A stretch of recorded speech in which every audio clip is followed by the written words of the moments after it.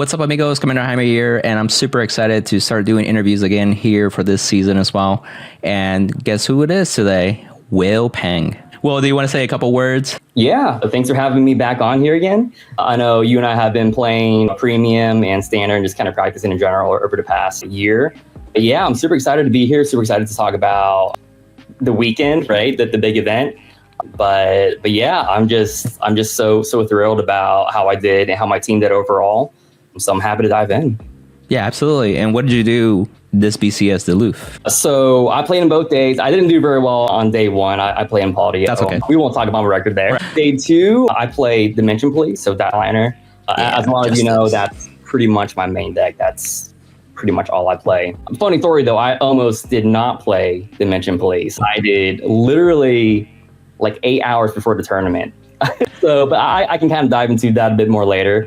But yeah, Dimension Police, my personal record during Swiss was X1. There were 7 rounds. That's really good. And I was undefeated all the way through top cut up until, of course, finals. So I ended up in second place. So I got my first sponsored, or not, but my first invite to Worlds. Yeah. So true, right? I've always wanted the invite to Worlds. So I'm just hoping that the rest of my team tops so we can go to Worlds. Amen. Together. That'd be cool. By the way, it's going to be super fun, super cool, and I'm very excited for you. Especially like going to Worlds is like, if you haven't done it really recently or in a long time, it's really exciting. So I'm really excited for you and your friends that do qualify still just in time. Right.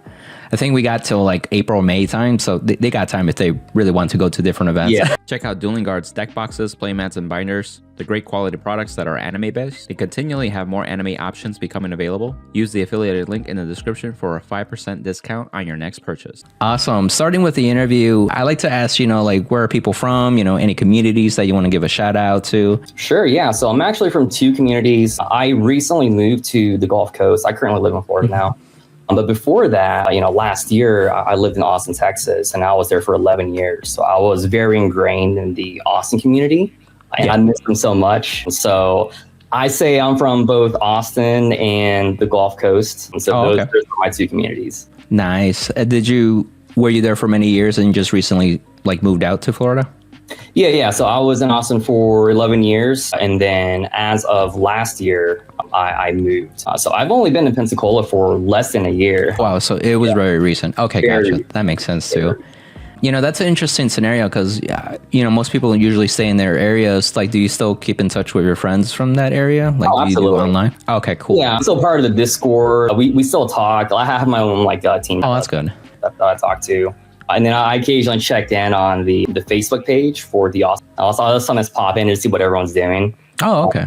So, cool. You still stay in touch with them. That's really important too when it comes to communities, especially you're at a distance now. I gotcha. Yeah. Cool. And then I still fly into Texas twice a year for both BCS and Springfest. So I still see twice a year. So it's not like I'm gone forever, right? Like deuces, yeah. Right. But I definitely do miss them dearly, and they're so far away. But I feel pretty lucky that I have the ability to be able to fly out and that's big twice a year.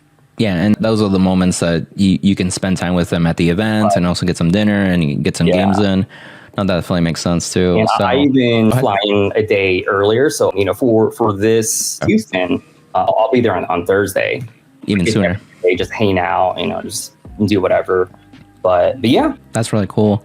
DuelSpec just dropped the all-FX premium dice. They have a sleek look and they're metal. They look and feel with both quality and class. Go ahead and support our amigo. Feel free to use the affiliate link for a 10% discount on your next purchase. In terms of the event that you just did, what are some of the things you did for preparation or even your mindset going into it? I could also pull up your list if that helps. Sure. So leading up to this event, I like I said, I wasn't even sure what to play. I had it narrowed down to 3 choices. It was going to be Gridora, which is what I won the shop challenge with, was Gridora. Yes. It was going to be Shiranui, which I went undefeated in Springfest, right? Yep. So I felt really confident with that. And then, of course, Dailiner, which is my main deck. Yeah. I'm not sure why I didn't feel very confident with Dailiner up until, the night before.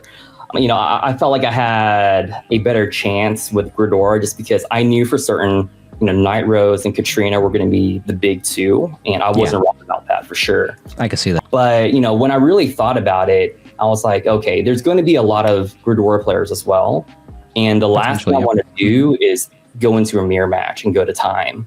Yeah. And going to time was one of my biggest concerns. So I was like, okay. So eventually I crossed off Gridora. And then, I was playtesting Shirinu with a lot of my buddies, the 2 nights before the event. And it does well when you can make your crest, but when you whip your crest, it feels so bad. And things just don't go your way when you miss crest.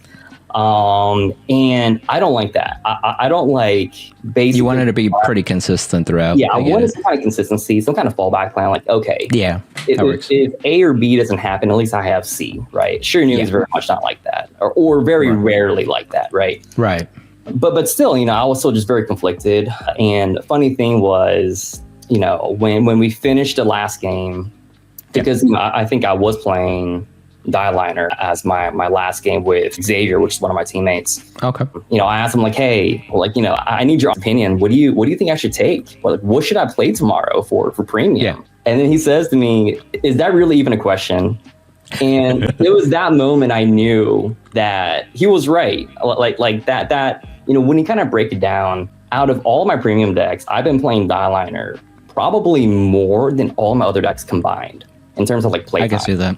Yeah. I can play this deck almost in my sleep, right? Like I'm very cozy with this deck. I know the strengths, the weaknesses, the outs, right? And so I think ultimately when it comes down to it, I can pilot this deck. I know I can pilot this deck well, and I won't have to spend too much time thinking about my plays. Like I'm going to really know what to do, and that's going to save me from going into those long grinding matches.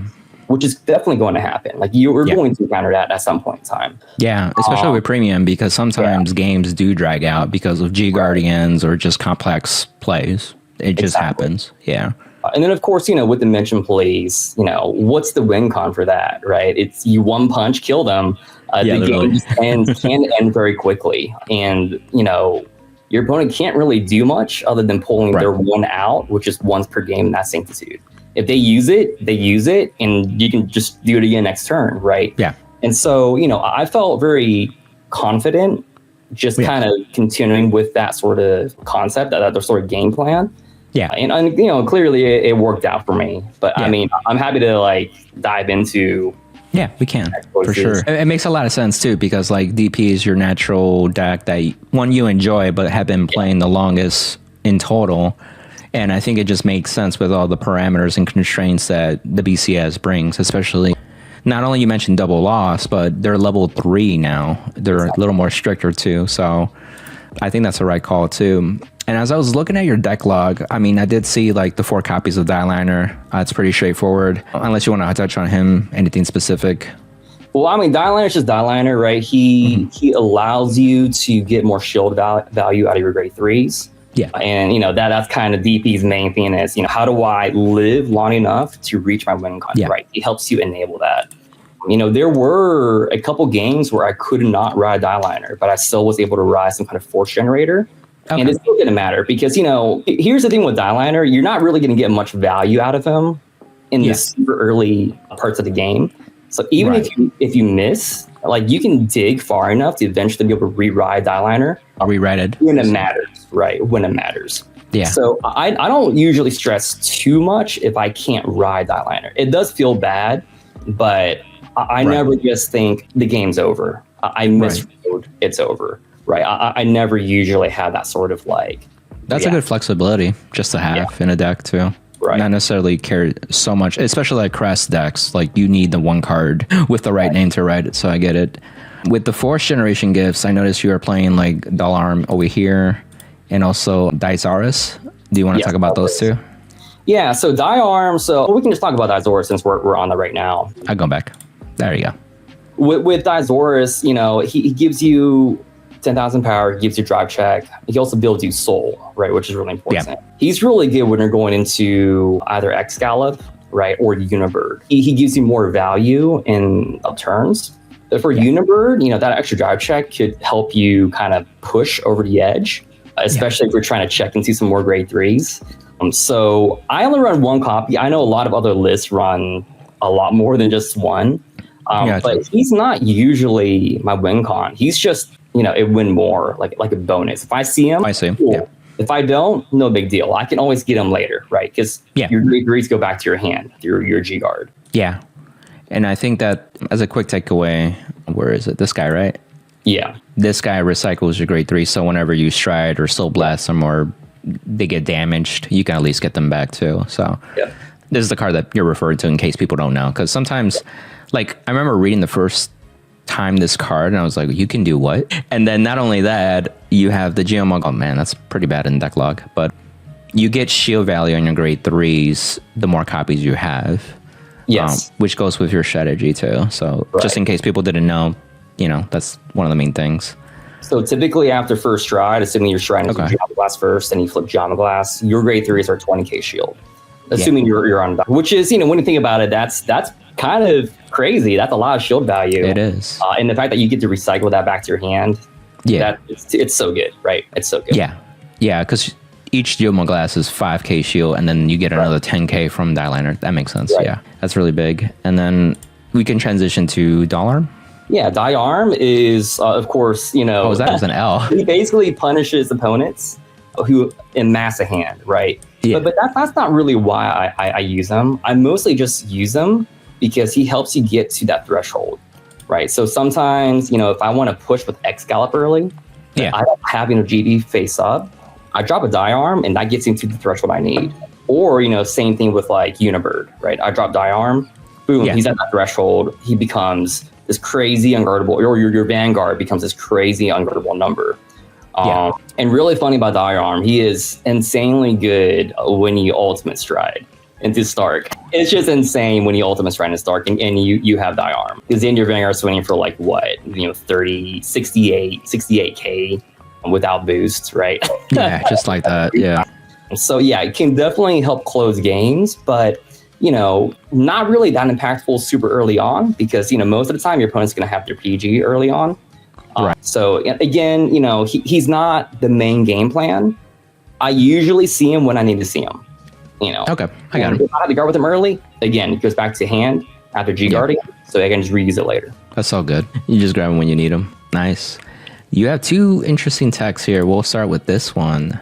How do you pronounce this one? I pronounce it Ray Virus. I could be mispronouncing that, but I think that makes sense to pronounce it Ray Virus. Ray Virus. I can see that. Yep. So yes, I'm going to fully admit it is definitely a really weird card to put into Dimension Police. I'm sure most DP players probably don't consider this card, but I think it's slightly being, I wouldn't say slept on necessarily, but it's underestimated. And the reason why is because it essentially is a grade 3 with resist. If you read the second part of the skill text, and why it's like the only thing you care about, right? Right, that's the only thing I care about, right? But why is that important? And well, for one, right, if you're up against Narukami and you drop 2 Ray Virus and you kind of prep for it, you drop 2 Ray Virus in the front row. Yeah, they have a really hard time getting rid of that for their exterminate turn, which means their exterminate turn suddenly becomes super easy to guard. And that also means that you have guaranteed intercepts, right? Oh yeah, because of your Dailiner. It's more about having your guaranteed intercepts in the front row against decks that can pop your front row, right? And less about having a resist on my turn. Because I don't really care about that because, I run Grandma that can get number resist for that turn. So this is more so just ensuring you're not screwed in an Narukami matchup. Oh, I see. You're not, you're not screwed into matchups that can wipe your whole front row by choosing them, right? So it's just a tech. It worked. Now, how many times did this save my ass? I can't say it was, it was saving my ass 80% of the time. No, that's not really the case. I think it came up once the entire event. Okay. So, should every DP list be running this? Maybe not, but it again depends on the meta. If the meta shifts more towards, more Narukami, more control based or retire heavy removal, basically. Yeah, exactly. Then this has a lot of value. Otherwise, it's just a tech, and you have room to run techs and your grade 3 lineup for Dimension Police. Nice. The one time that it did come up was against Narukami or something else? It was against Nubatama. I had it on the front row and they couldn't dominate it. Obviously, late game, they can just call stuff out and dominate that instead, right? Yeah. But, that let me keep my intercepts in the front row and keep it from being dominated. So that kind of saved me from a domination attack. Absolutely. So can I say, did that really change the outcome of the game? Maybe not. But, at the very least, it was there. And, right. If nothing else, it's just a fat shield, if nothing else. True. Fair enough. Cool. Oh, that helps explain that too. Taser Lage. Taser Lage. So this is a more common slot in for tech and Dimension Police. She's amazing. And the reason why is because she basically shuts down decks that can Superior Call. Or at least saves you from like one extra attack. So against Katrina, against Night Rose, they're calling during the battle phase. If this is up front and they drop a unit during battle phase, you can once per turn use her to rest that unit. Yeah. So it slows down that one attack. And, I just run 2 just because if you see 2 against like Katrina or Night Rose, you're sitting pretty good. But also against not the colony, like Redora, they also call stuff out to the front row. And this is already at rest. They have a pretty hard time popping it or getting rid of it. So a lot of applications, I highly recommend DP players who don't run this to run this, especially in a Katrina, Night Rose, Redora heavy meta. It gives you a lot of value. No, for real, because like at that point it saves you a card or cards to guard with for potential. I gotcha. That's pretty good. Going into your grade 2s, it looks like, unless there's actually there's a grade 3 here, so technically. Okay, Caliburn. Okay. So I know a lot of lists don't run this. The reason why I do is because for one, it's a grade 3. 2, you sometimes run into counterblast issues with this deck, especially in the mirror match when if your opponent knows what they're doing and they damage deny you, this can kind of save you in a pinch. Or if it's just kind of like late game and you desperately need that one extra counterblast to maybe use the Laurel skill, this will save you. I would say I did use this a few times to give me the extra counterblast I needed. Yeah. But if nothing else, you just pot a greed, draw 2. Right. Cool, right? Well, that's pretty good, actually. Because, damage denial is a thing, for real. Onto your grade 2s, you playing the new one, or relatively new one? I got a lot of weird looks when they saw this card. They're like, Valtrosa actually was the reason why I made it into Top Cut. So why is this card good? There's 2 reasons. One, when you play it, let's say during main phase, you can send back a normal unit to deck. And that helps you from decking out, right? Yeah. And also helps you to recycle your grade 3s that you need so that you can check into them more frequently.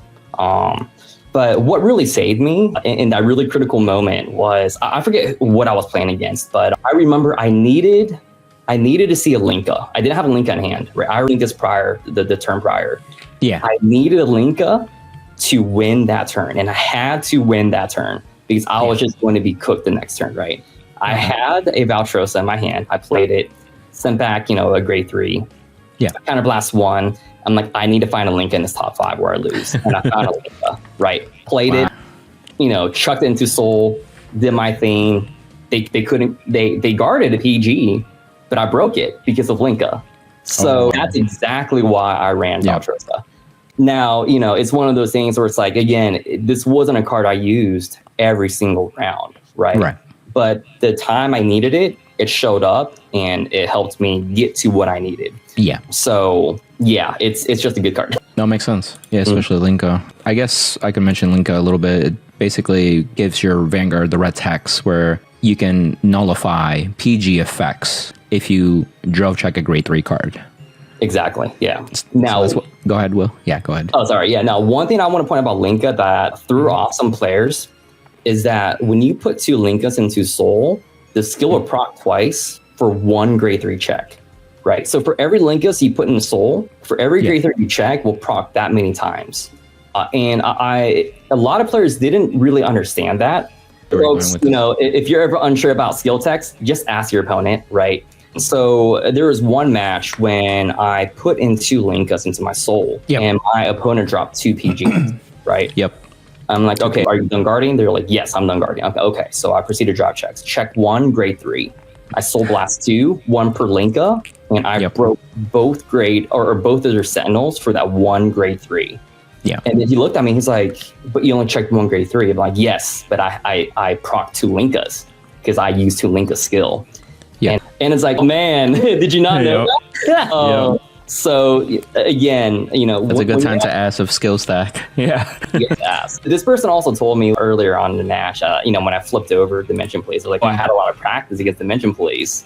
And so during the entire match, I'm thinking he knows how to play against this because, you know, he had so much practice against. So I was a little nervous. I wouldn't say nervous, but I was a bit more cautious, playing with the expectation that he knew how to counter. And so when he mentioned that he didn't realize that Lingus can proc like that, it threw me off. I'm like, what do you mean? Right. So, you know, again, please, if you don't know, if you're ever unsure, just ask your opponent. Yeah, that's a big thing. Yeah, I thought I highlight Linka since you had mentioned it, and it's kind of important so people kind of understand that too. Yeah. With the rest of the grade 2s, you play one of this guy, Dijet. Any reason for that? It just helps to recycle my grade 3s back to my deck to kind of slow down deck. And also it has the benefit of giving my Vanguard a plus 4,000 power. It doesn't sound like much when Vanguard's, you know, you got Universe Ring for 100 million power, you know, or not 100 million, but, you know, like tens of thousands of, right? But it sometimes does matter because that 4K is sometimes the difference between hitting threshold and not hitting threshold at very critical points in the game. Yeah. Now, I'll be honest, it never once came up. Never once came up. I never needed it. I never even used it, right? But it's there as an option. And if nothing else, it's just a free recycler. Cool. Makes sense. I'm assuming it was because limited on room and you play 4 copies of this guy instead. Gengard? Gengard, yeah. Gengard is so good. So because your opponent is always going to be a grade higher than yours, I would say 99% of the time, he's just a 20k shield, right? 20k shield guards for 33, and that's guarding forward numbers a lot of the time, right? We'll swing in for 32, 31, right? Those are like really awkward numbers going into a force clan. Yeah. So being able to 1-card guard for 33 is amazing. This card has saved me so many times when I'm going second and my opponent like history strides on me, right? Being able to have this in my hand helps me live to even see a stride and to like stabilize. So that's where I run 4. If I could run more than 4, I probably would, to be completely honest. Wow. So I'm just kind of waiting for new support to come for standard that can maybe potentially give me some more options like Gengard to let me, you know, increase that kind of defensive ceiling. Yeah. But otherwise, if you're not running 4, I highly recommend it. It's just so good. Makes sense. Plus your grade 3s are often the ones in the front row, too. Exactly. So you're not necessarily calling this guy on the rearguard circle. Makes sense. Let's see. Grade 1. So Hanali, since it's right next to it. Yeah. Hanali, self-explanatory. You know, for those who don't know, at the 5th more battle that your opponent attacks the Vanguard or your Vanguard, if you have this procs or just on the board, then they have to pay a counterblast for that. So here's why Hanali works very well in Dimension Plays. I usually go for like soft damage denial, where I'll intentionally keep my opponent at about 2 or 3 damage in the entire game. Like, I'll try not to be more than that. So having a Hanali on the board when they're only at like 2 to 3 damage and they've already spent 1 or 2 counterblasts is really annoying for them, right? They have to think really hard about how they want to attack. And there were a couple times where my opponent forgot the Hanali was either procced or on the board. Yeah, and they attacked in a way where they were expecting like all these unlimited attacks. Yeah, and then when I pointed out you have no counterblast, therefore you can't attack, they're like, so you know, again, if you're kind of new to regional events or BCS Spring Festival, you know, just make sure you're paying attention to board state and then make sure that you're being aware of these kind of ongoing effects like Hanali, because that can really mess you over. And of course, you know, you can't do takebacks at regionals, so be very careful about that. Yeah, for sure. Did it come up often? It sounded like it did at least once for sure. It came up, I would say 40% at a time. Wow, that's a good amount. Yeah. So. Well, I mean, like all these decks now, like most decks are multi-attack decks. Yeah. Right? Most of the time it's multi-attack decks. Yeah, you're right. It helped 100%. No, that's really good. I know some people don't like Hanali sometimes, but I'm like, it comes up, you know. In this format, at least, you know, it might change in newer formats or different formats, but yeah, in this format, it definitely. Right. No, I agree. With Eternity Chaser, looks like you're playing 4 copies of him. Playing 4 copies, yep. I really only needed to see it. It really only came up once where I didn't have a Dailiner in my hand, but I had a different normal grade 3 in my hand. I was able to trade it basically with my Dailiner. Otherwise, it's just a failsafe, in case you don't have it, or in case you don't have Dailiner and you have this as your grade 1 ride, you're sitting really good, right? Yeah, that's cozy. But I really like the secondary effect where it's basically like it's almost like a 15k shield, so to speak, in some certain attacks. Because, if your opponent's attacking unit is 25k or less, you Soul Blast 1, remove, pop this from the rearguard circle, and then that attack is nullified. I used that a couple times, so it kind of saved me a little bit of hand. But otherwise, it's just there just for consistency. Yeah, I think that's important too in certain matchups, like a Bartholomew against Night Rose, where you rather use this on the small pokes, so you don't have to guard 3 cards from hand. Yeah. And then looks like you got 2 different Laurels, so we'll touch on this Laurel first. Yeah, so this is V Laurel. So basically what it does is you rest 4 rear guards and then you double your Vanguard's power, or you double a unit's power and then give it additional critical. Now, so I only run 1 because this isn't really my game plan, but if I see it, cool bonus, right? So again, why is that good? Well, when Dimension Police is already swinging massive numbers and then you're doubling that power and adding a crit, it goes from potentially guardable to not guardable, right? And that extra crit just kind of puts it over that damage threshold where it's like, even if you heal out, you're still taking extra damage. So it's more like insurance, basically. So it's just good. I only run 1 just because it uses a counterblast, and it's sometimes pretty hard to commit a bunch of rear guards to red. But hey, again, it's like when I see it, I'll keep it in my hand as much as I can. Right. But if not, I've got a billion other routes I can take. Yeah, which reminds me, you play Force too when you ride up with the Force gift, right? Exclusively Force 2, yeah. Yep, so you're already critical 2, and this puts it to 3 critical, and then potentially you can have more with, like other card effects too. Well, on Unibird, you get the extra crit on top of that. So you're if you use Laurel, you're gonna be swinging for 4 crit. Yeah, 4 crit. That crit. That is pretty nasty. And then I guess the original Laurel. I love this Laurel. This Laurel won me 2 matches. So in one matchup that it won me, it was my first Geomaglass turn. So I had it in my hand already because the turn prior I used Dailiner to fetch it.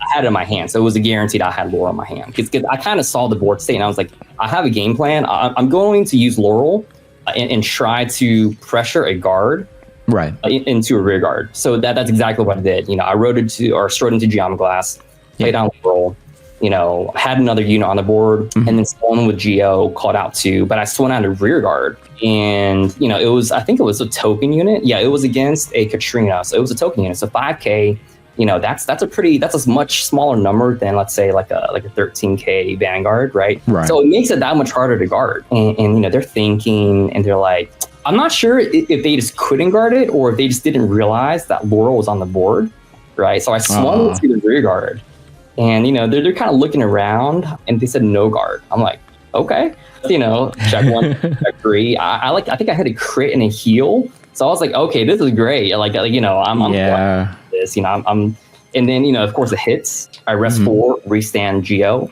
Here's the thing about Geo. It's not once per turn. I swing, I proc the skill again, flip another Geo, call 2 more units. And I'm like, thinning out my deck as well.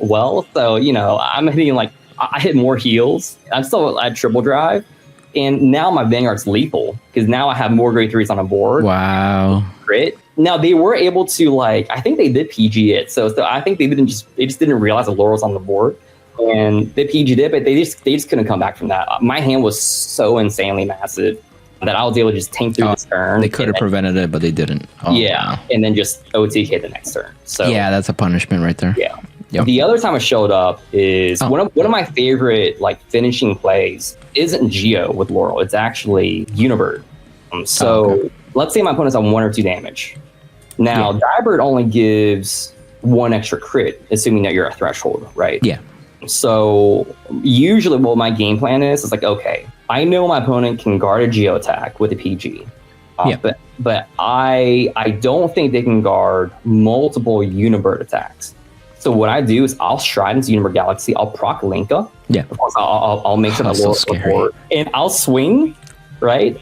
And they're like, no guard, because I mean, like it's not lethal. Yeah. Do my 5 drive checks and then restand. Now Unibird does lose his drive checks after restanding, but still, you're restanding. You've got all this extra crit or whatever. And you're getting 3 more drive checks with Linka's skill still active. Couldn't guard the second swing and just 8 more damage. So yeah, that's usually why I run Laurel and pretty much all of my lists, just because it seals games like that and it builds you hand. Yeah, that's so scary. I'll just put it that way. That's why this card is like at 1, and that's why it's at 1. That's crazy. I guess the last grade. Oh, well, you have the PG. Was there any reason you played the grade 1 PG? Yeah, so Grand Monk, I know a lot of lists will run Calm, which is the recycling PG. The reason why I don't run it is because I almost never have the opportunity to recycle it.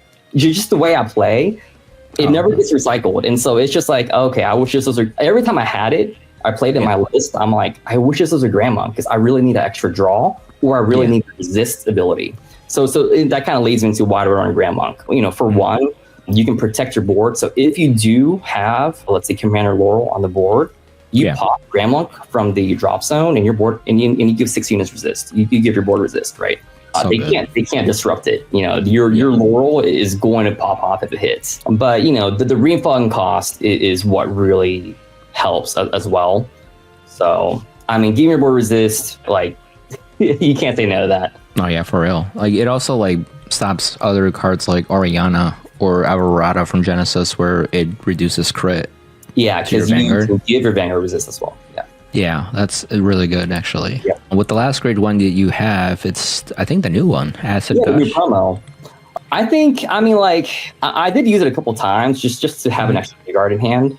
Yeah. I think I did use its second effect once, but it didn't really it was just to win more. It didn't change anything. It helped me kind of defend and tank through that turn. But even if I didn't have it, I still would have lived either way. So it's just a 5th G guard, and just in case your opponent runs like some kind of like small poke deck where they're attacking a billion times with like really small numbers, you can proc that, assuming that the condition is met to give your Vanguard that extra 5k per turn. Gotcha. Well, that's pretty cool.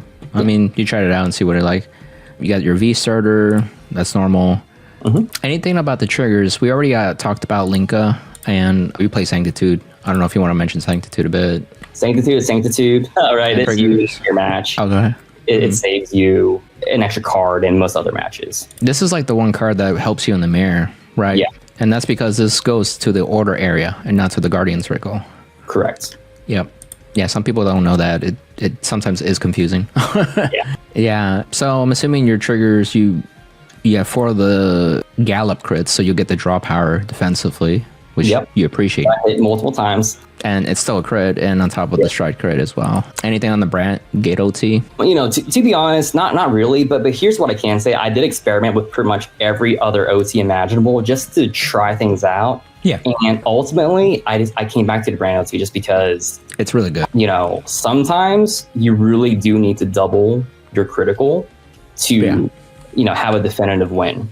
And that happened multiple times where my opponent, let's say they're at like 2 damage. I swing for like 3 crit, right?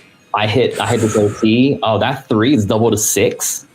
Suddenly they can no longer heal out of it, right? That's too good. Yeah, especially if they're already at 1 or 2. You did that to me actually, but I think it was just normal crits. Like here's 6 damage. Can you really heal out of it? Yeah, no, definitely. That's a good call. We talked about GMO Glass a bit. You want to flip them. Decked in, call stuff. Unibird, is there anything you want to touch more on Unibird? Yes. So one play I did pretty often, I would say a good 30, like 1/3 of my games, I won a first stride. And this is how I did it. Because if I win die roll, I'll go first. Or sometimes my opponent just wants to go second, right? So what I'll do is, I'll intentionally try to keep a grade 3 heal in my hand if I can. Yeah. I'll ride up first, I don't care. And on my opponent's first stride, I will just intentionally G-guard, even if I get no value out of it, just to get my GB1. And I'll do that if I have a Linka in my hand, and I know my opponent isn't able to, or unlikely has the Sanctitude in hand. So what I do is I'll first stride into Unibird instead of Geomaglass, because most people expect me this first stride Geo. Yeah, so when I first tried Unibird, I always got a weird look like, wow, I did not expect that, right? And you pop a Lincoln because, hey, Lincoln needs to be GB2, and, well, it's Unibird. GB2. I'm not afraid to take early damage, because if I know I can win it on first stride, I'll eat damage, 4 damage, 5 damage, right? Just to build up the power threshold for Unibird, and then I'll just first stride kill. And I did that several times throughout the event. Wow. That's scary when you put it that way. Let's see. Your other strides, we got over here Excalibur. Yeah. Did he come up at all? Not as often as people think, surprisingly. It was usually just I won a Unibird. I did win, I think, a couple times on Excalibur. Yeah. Let's say if my opponent's at like 3 or 4 damage, and my GB's already pretty high up, and I have a Linka, and I have my Dizoris, then I'll be like, okay, I'll just go into Excalibur. Just because, you know, that's 2 giant swings that they basically have to PG or die. Yeah.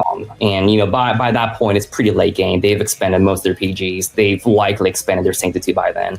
Yeah. So at that point, it's just there to secure. I almost never go Excalibur early unless I intentionally want to give more damage. But that doesn't happen too often. Yeah. Did you feel like the grade 1 helped with G guarding more often to have more cards face up in the G zone, or kind of hard to say? I use that grade 1 a couple of times, but more often than not, I already had like another grade 3 in my hand, right? So I didn't really need it. It was just insurance. Like, just in case I need an extra G guard, I had the extra G guard. I wouldn't say I intentionally over G guarded just to build a GB. I'm more of a reserved, cautious player. So, like, you know, I'm not going to overexpend or overextend unless I know for certain that's going to secure me to win or that I need it. Yeah. But again, you know, usually by the time I would want to ride Excalibur, my GB is already at like 6 or 7. Oh, yeah, that's already way big enough. I'm swinging for 100K either way. So I don't even. What's another 10K at that point? You got this guy, I believe is a GB8. Yeah. King. I've never used it. So it's just there, you know, you never know. Sometimes games do go so long and you're just simply out of CB. At that point, when you got no CB, you drop him, you play your whole hand, you got to fill up your board. And usually at that point in game, I would probably at least have another rear circle that has a Force 2 on it, if not Force 2 to my whole front row. And so at that point, everything's going to swing for lethal for unguardable numbers. You swing Die King, that's like what plus, additional 8 critical, I want to say. So that's like plus 80K to all rear guard. Right, it's for each rear guard. Yeah. Wow, that's crazy. That's not guardable. So, but it doesn't come up very often. Gotcha. Just in case. But the Stark at least come up? A Stark came up once. I was talking about my die play. So I went to Stark. I dropped Die Arm, Stark. It, you know, became like, I want to say 68K by itself. And I already had a Force 2 on a rear guard as well. So, you know, that rear guard had max Geomaglass effect on it. So that was plus 20K, plus 30, right, on a Force 2. So I was going to swing lethal with Stark 3 times. And then even if they could guard my final Stark swing, my rear guard was also lethal for basically an unguardable number. So, yeah. Nice, very nice. I mean, the harmonics, assuming just harmonics, I don't think anything else really. We mentioned your G-Guard a little bit, you recycle your grade 3s. Anything else you want to mention on him? No, not really. I mean, like, it puts back grade 3s that you need. Just kind of think about what is it that you need back in your hand. Don't just like grab two random grade 3s. Think about your next turn. You know, do I need, like, I don't have any more tasers on the board. Do I need to set up another taser for my next turn to secure or kind of like have that endurance to slow down my opponent's attacks? So just you know, use it wisely. You know, don't just grab 2 random grade 3s. Right. One more thing though, I kind of want to go back to Messiah. Yeah, I can. There was one game where I went to Geo and I flipped Messiah instead of Geo because I expected my opponent to damage 9 me. So I was willing to trade a Geo flip for a Messiah flip to deter my opponent from damaging 9. If they did, you know, you get a draw, right? And so it basically is there to discourage that sort of like, you know, denial play and forces them to just play the games that you have damage to work with. So yeah, that's just one thing to keep in mind. No, that's a good idea. That's a good point. And as long as it's face up already. Yeah. There's your other two G guards, but do anything you want to say on them, or? I used Zeal once. It didn't really matter, but it made things a bit more annoying for my opponent because it gave my Vanguard additional 5k, which meant the other attacks wouldn't hit. So, all right, that one's permanent. Yeah. Yeah. The extra 5k is pretty nice. The extra. I only used it once the entire tournament, so it's again, when you think about Vanguard as a whole, you've got your core deck, right, and then you've got all your techs. You won't see your techs 95% of the time.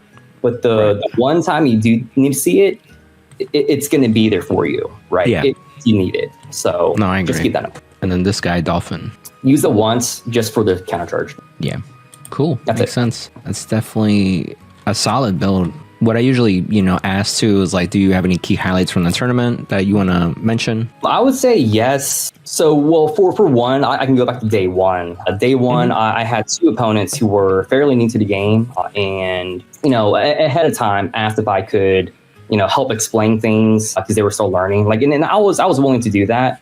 The only issue was that in both of those games, it got down to like a minute left in time, and I got really nervous because, like, of course, I'm there too. I don't want to lose because I'm coaching someone how to play the game. Right. That would in the moment. Really bad. But I also didn't want to be a jerk and just, run over them, right? So, I would say if you're entering a regionals, even if you are new, try to at least get in a lot of practice the night before so that you at least know like the core basics of the game, or at least how it functions, so that you're not potentially I wouldn't say cheating someone out of a win, right? But a double loss because the game goes to time is not good for anyone. So if a favor, do the other player a favor, and just try to learn your deck. Just be comfortable with it. It's okay if you are playing a little slower, or if you have a couple questions, like that's totally fine. But definitely do get in a lot of good practice in at least the night before, so that you are at least feel comfortable with the deck that you're going into. I agree. Yeah, I mean, I remember even as a seasoned player in Yu-Gi-Oh, I made major changes to a deck and did not have the time to try them out. And slow play happens, not intentionally, but like it happens, and it causes issues like that. So it can be preventable. You want to have a good time as well playing. Naughty's nice as well. Now moving on to day two, I didn't really encounter that many new players. I guess it's a more complex format, and so I guess a lot of new players are probably deterred from that. Still, if you're new, it's a really fun format. Don't be discouraged. It's once you get it and it clicks, it is so rewarding. It's and fun. Yep. But what I really want to kind of talk about is lines of play. So this, I think it was top 16, that really stood out to me because I was up against Gridora, and the game was not going my way at all. I could not find my grade 3 pieces. I couldn't really find my defensive pieces either. Yeah. So it came down to, okay, I have a grade 3 heal in my hand that I can ride, and I have to dump the rest of my hand to hard stride, right? And this is me thinking, while they were attacking, and I had my hand like, this is it. Like, I'm thinking about next turn. Like, realistically, what is my only out? What is the one thing that is realistic that I can do to secure to win next turn? Because there is no plan after that, right? When you have that realization and you see that one line of play, you have to play to it, and you have to just hope that it works out. And so I guarded in a way that would guarantee that I can at least ride up and hard stride at the very least on my next turn. Oh, I see. And so I dumped a lot of pieces that were kind of crucial, but at the very least I kept a grade 3, even though it was just a heal. It was a heal guard. And I'm like, I need a grade 2, and I need this grade 2 and this grade 1 to hard stride. And I need to keep my Linka. I have to keep my Linka. Okay. And so that meant dumping everything else in my hand just to live that turn. Yeah. You can't even G-guard to get your grade 3s back, so you had to keep the heal. G-guard. And so once I kind of locked in on that vision, I'm like, this is what I have to do on my next turn. So, my opponent was only at 2 damage too.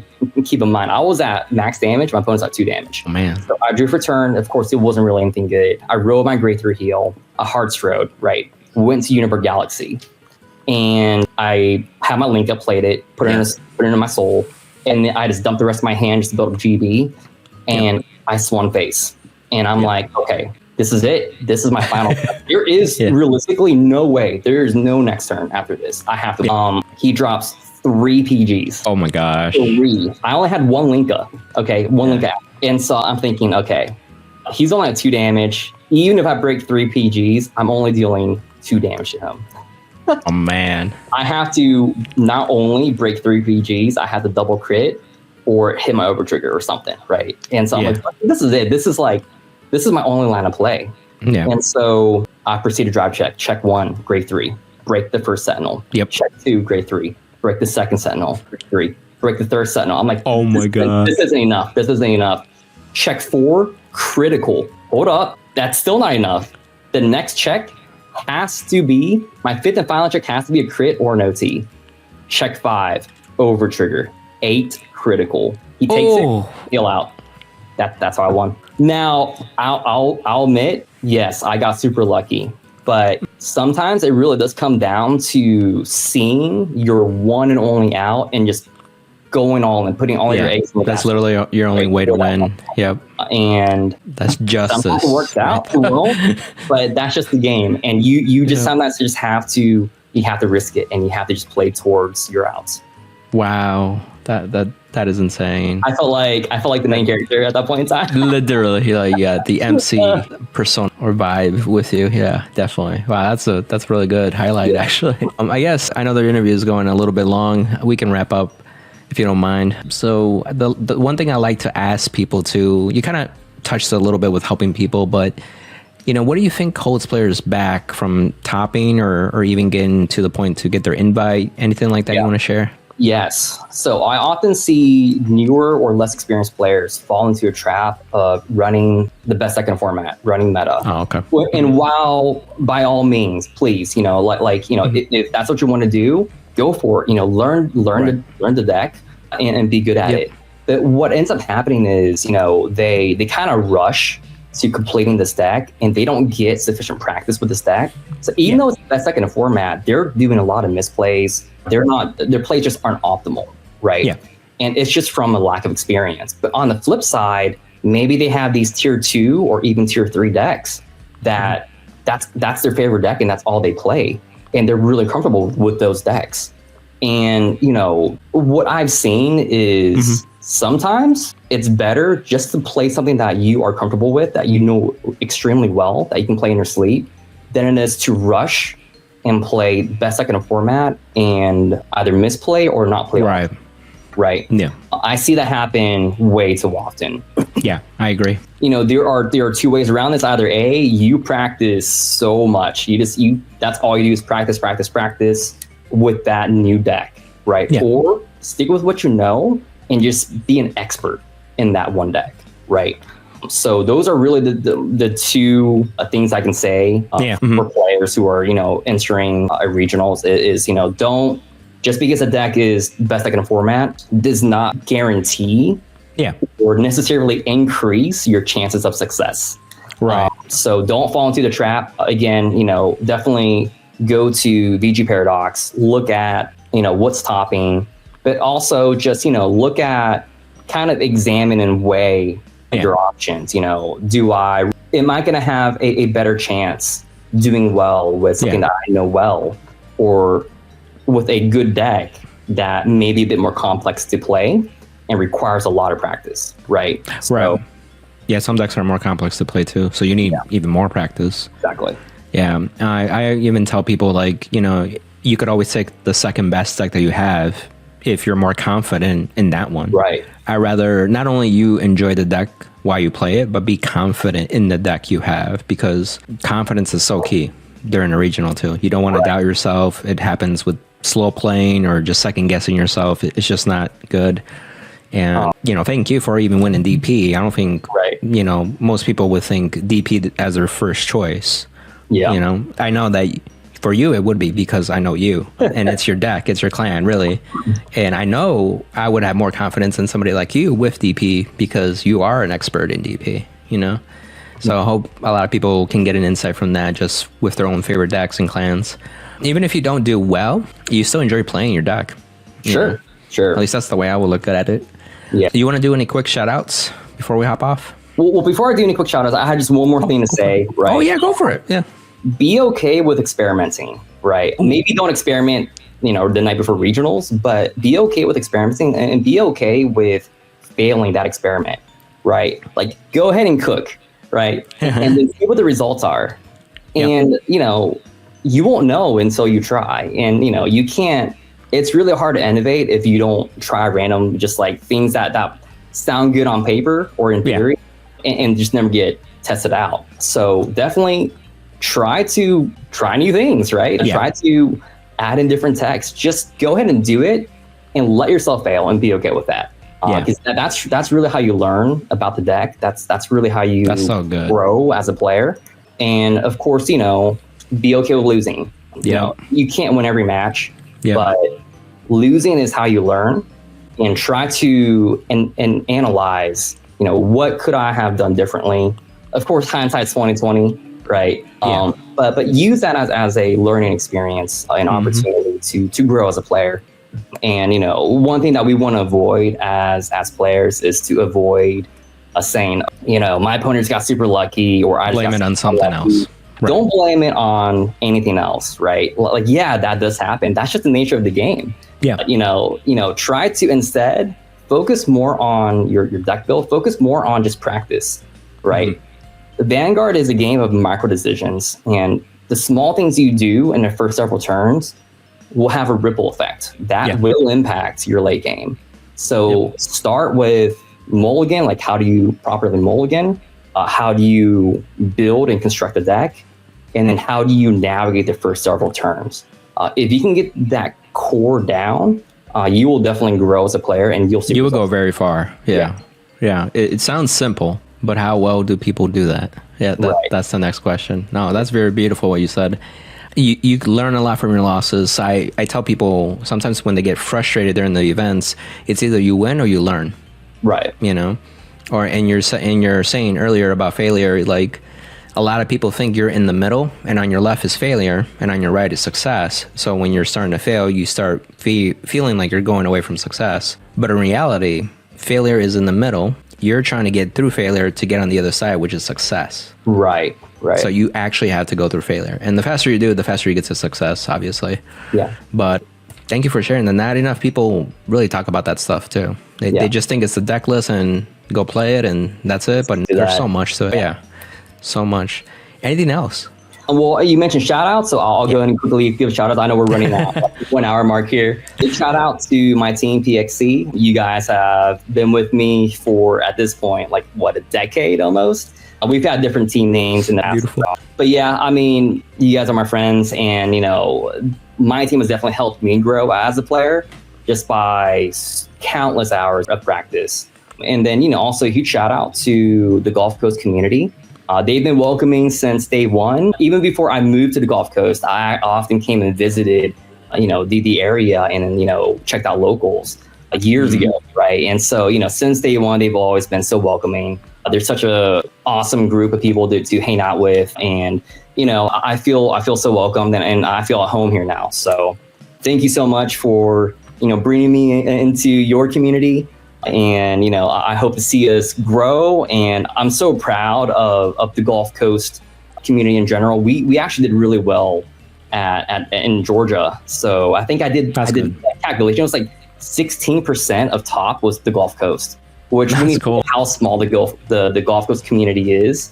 That's a huge accomplishment for a tiny little community. I know Duluth reached like almost 500 players just on standard. Players, yeah. Do you know the number on premium by chance or not? It was a little. Oh no, that was. You mean how many came in attendance for premium? Yeah. It wasn't close to 500. I think it was. That was standard for sure. It's a few to 300. I don't know. That's so less. Lot of people. It was less, but it was still a lot. Yeah, I agree. Like. For Duluth, it gets big. Yeah, record attendance. So right, absolutely awesome. Yeah. Well, thanks again for hopping on and sharing your deck list, your mindset, and also some of like the knowledge and wisdom you've gained for the past 10 years too. And it's always good to see veterans over the years like do so well too, even till this day. So thanks again, Will. Thanks, Tommy. Take care. Next time. Bye. Bye.